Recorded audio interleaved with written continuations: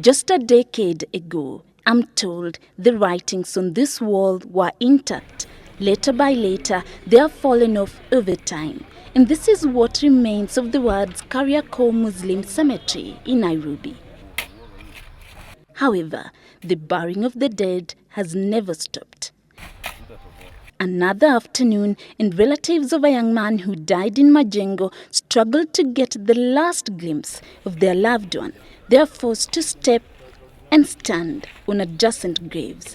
This one too was a grave bearing the remains of someone else, and one day someone else will be buried exactly on the same spot, same depth. It's the harsh reality. With diminishing resources and the ever-growing population, conservationists globally are encouraging people to embrace recycling as a remedy. But has it ever crossed your mind that graves can actually be recycled? Not from a conservationist point of view. Caretakers in various cemeteries in Nairobi and other major towns are being forced to do it. There is no more space. Oh my.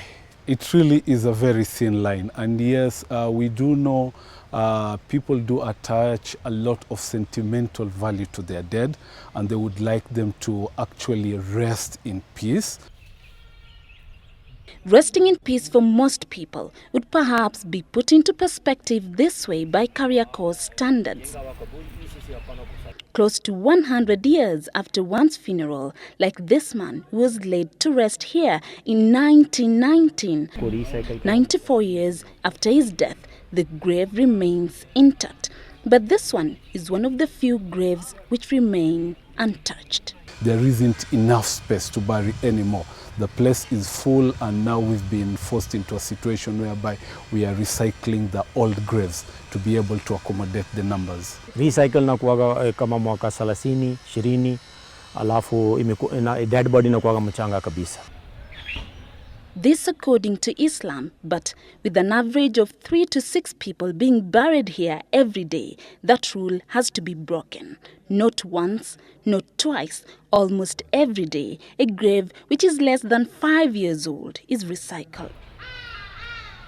Finding a place to bury this 2-day-old baby, who is considered an angel in Islam, was hectic. But according to the caretaker, they will find a place to squeeze him in, like many other young souls. This is where the little one will be laid to rest. In between these 2 3x6 graves. Today we are unable to bury our dead, simply because for a very long time, for the past almost more than 100 years of the existence of the city, we only had the Kariokor cemetery as the only burial grounds that we had for the community. And then 10 years back, we were lucky, the city council gave us Langata, but still these 2 burial places, they're insufficient. It is estimated the Kariokor cemetery is 10 acres, as old as Nairobi, but that according to one man who has walked the now narrow footpath, missing a place to bury the dead in the city is a sad possibility. Kazi mimi, hizi shughuli haswa za maiti, nilijianza kitambo. Na siwezi kukwambia nilianza mwaka gani. Isipokuwa nimefanya hizi shughuli zaidi ya miaka 25. Hapa nimefanya kama miaka 20 na kitu. Najua kazi yetu ni kazi ya kuzika. Mbeleni kaburi hazikuwa nyingi sana hivyo. Watu walikuwa ni wachache sana Nairobi. Na vifo vilikuwa vikitokea kwa mara moja. Si kawaida. Tena zamani ikifa kijana ilikuwa kuna jambo la ajabu sana. Si kama sasa vijana wanakufa wanaacha wazee. Then you're forced to do a trial and error method all over the graveyard, trying to seek whereby the bodies will have been properly decomposed. So it becomes a case of sometimes we are disturbing the dead. That according to Kamau, a father of 10, was buried his 5 children here, is disturbing. Kama baba, kwa hakika kibinadamu naweza sikia mbaya. Huyu mtoto nimemzika ni 20 years. hakuna chochote, ni mfupa. Wakija wakirecycle mifupa wasiitoe, waichimbie hapo hapo kando waiweke, kwa sababu Kiislamu tunajua kaburi moja haswa yaweza ziko watu 40.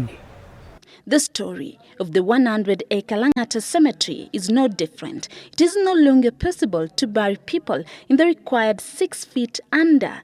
Families have limited options. We still bury in Langata, but in the area of permanent graves, we still have space. You can still have a free space to go on. But in the temporary one, we recycle.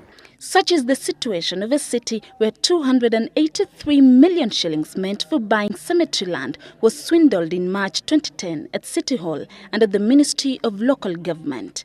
Aliye juu mgoje chini. Na tena ujue kile kitampata kiboko hata mamba kitampata. A city where there is no place to bury the dead. Judy Kosgei, Citizen TV, Nairobi.